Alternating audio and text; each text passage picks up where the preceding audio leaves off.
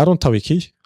Зураг 13:31-т харуулсан хэлхээний бүрэн эсрэгүүцэл буюу импедансыг олооч гэсэн байна. Бараг хажууд нь 13:32 дээр бараг зураад өгсөн байна шүү дээ, тий. За энэ дээр юу вэ? Энэ дээр нэг R идэвхтэй эсрэгүүцэл, нэг идэвхгүй эсрэгүүцэл байна. XC хааш нь зурах уу би? XC-г би доош нь зурдаг гэж хэлсэн. Яагаад? Давтамж ихсэх тусам эсрэгүүцэл нь буурдаг учраас. Энийг бол дандаа энэ дээр зурна. За энэ хоёр векторын нийлбэрийг авч чадах уу гэж асууж байна. Чаднаа. Яаж авах вэ? Ингээд за тэгээд энийг арай өөрөнгөөр явъя. Ийшээ. Энэ бол миний Z. Z гэдэг бол R квадрат нэмэх нь XC язгуурдор хийсэнтэй энэний квадраттай тэнцэх нь байна. Z гэдэг бол R 6 квадрат 8 квадрат 36 64 10 гарах юм шүү дээ. Ом гарах нь байна. Жишээ 16 3 ом эсрэгүүцэлтэй утсаар төмөр зүрх хөвчийг ороож ороомыг бий болгожээ. Ороомгийг хувьсах хүчтэй залгаж нийт эсрэгүүцлийг хэмжихэд 5 ом байгаа. Ороомгийн эндүгцлийн эсрэгүүцлийг тодорхойлоо гэж хэлсэн байна. За бүгдээрээ 3 ом эсрэгүүцэлтэй төмөр утсаар гэж шүү. За тэгэхээр энд нэг юм идэвхтэй эсрэгүүцэл яваад байна. Нөгөө талд идэвхгүй эсрэгүүцэл яваад байна. Ороомгийн эндүгцлийн эсрэгүүцлийг хэрхэн яаж олох вэ гэвэл энд нэг юм идэвхтэй эсрэгүүцэл ингээд нэг юм ороомог байгаа л гэж бодчих хэдүүлээ. XL энэ дээр R байгаа энэ. Нийлбэрийг нөхцсөн байна. Z 5 ом. Вектор ашиглаад нэг хальт харчи. Дээшээгээ бол XL байгаа, ийшээгээ R байгаа. Ингээд энэ хоёрын нийлбэр гэж байгаа шүү дээ. Ийшээгээ Z байгаа байхгүй юу? XL. XL квадрат нэмэх нь R-ийн квадрат тэнцүү Z-ийн квадрат болно. Энэ дээрээс XL-ийг олох юм бол Z-ийн квадратаас R-ийн квадратыг хасаад язгуурдор хийсэнтэй тэнцэнэ. Z-ийн квадрат 25 хасах нь 9. Энийг язгуурдор хийх юм бол 9 гэж хаанаас гарч ирсэн 3-ын квадратаас 16 язгуурдор 4 ом байх нь. За тэгээд C хариу болж таарах нь байна. Жишээ 17 бодъё. 13:33-т харуулсан хувьсах гүйдлийн хэлхээнд VKM, VKN-тэй тэнцүү. KM гэдэг нь эндээс нь хүртэлх тэр потенциалын ялгуур нь VKM нь VKN-тэй тэнцүү юм. Эндээс нь хүртэлх потенциалын ялгууртай тэнцүү гэж хэлж байна. N-тэй тэнцүү бол XL-ийг олооч гэж хэлсэн байна. За бүгдээрээ VKM-ийг олъё. Хэрхэн яаж олох вэ гэвэл энэгээр нэг л гүйдэлгүй. Тэр гүйдлийг нь A гэж бүгдээрээ цуваа холболтой байгаа учраас үржих нь ерөнхий Z1 гээ. K-гаас M-ийн хоорондох. За Z1 бол K-гаас M-ийн хоорондох бүрэн эсрэгүүцэл. Түүнийг хэрхэн яаж олох вэ? Z1 язгуур ямар ч байсан.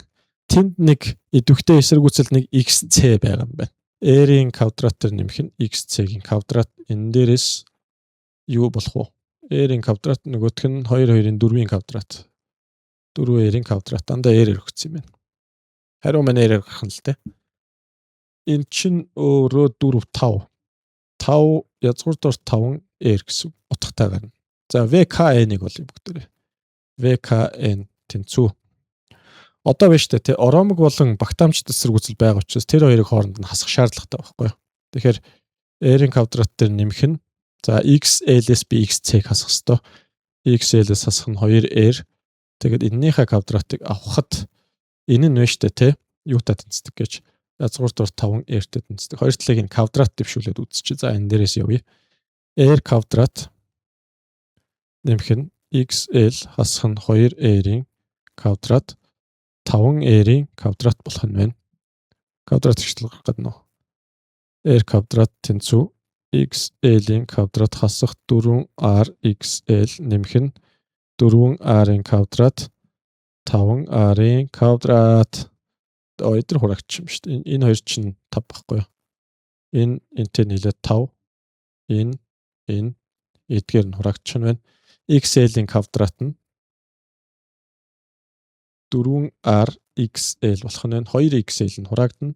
XL гэдэг бол 4R гарах байжээ залуусаа. За ингээд болчихно. 18 дахь бодлогыг хэрхэн яаж бодох юм?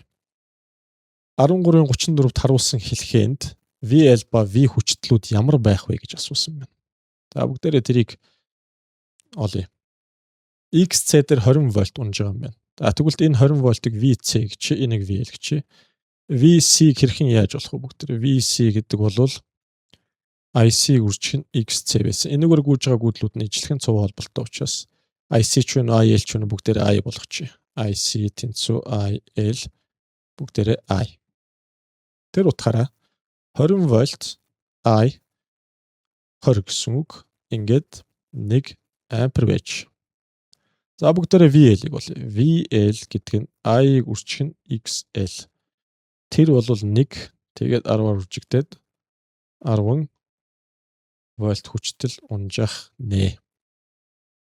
19 дугаар жишээг бодъё. Зураг 13-ын 36-ад үзүүлсэн хувьсах гүйдлийн хэлхээний багтаамжид эсэргүүцэл XC тодорхойл. Энэ доогуур зураас нь C шүү.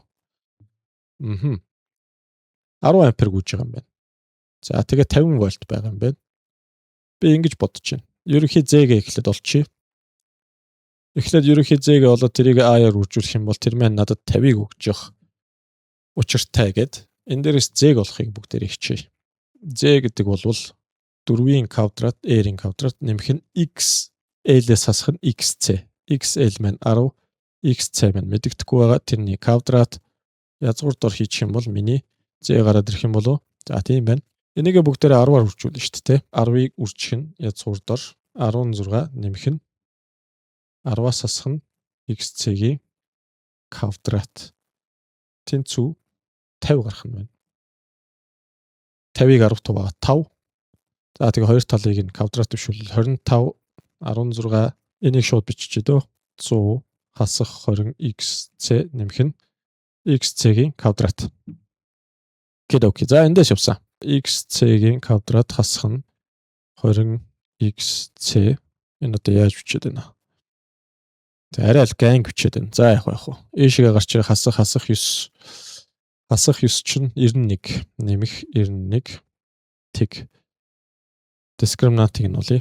20-ийн квадрат 400 хасах нь 91-ийг үржих нь 4 тэнцүү. Энд чи одоо хэд юм бэ? 400-аас хасах нь 4 364 гээд цаана 36 үлдэх юм байна. За ашгүй. Энд чинь язгуур дороо сайтайхан гараад ирнэ. XC 1 2 хасах B.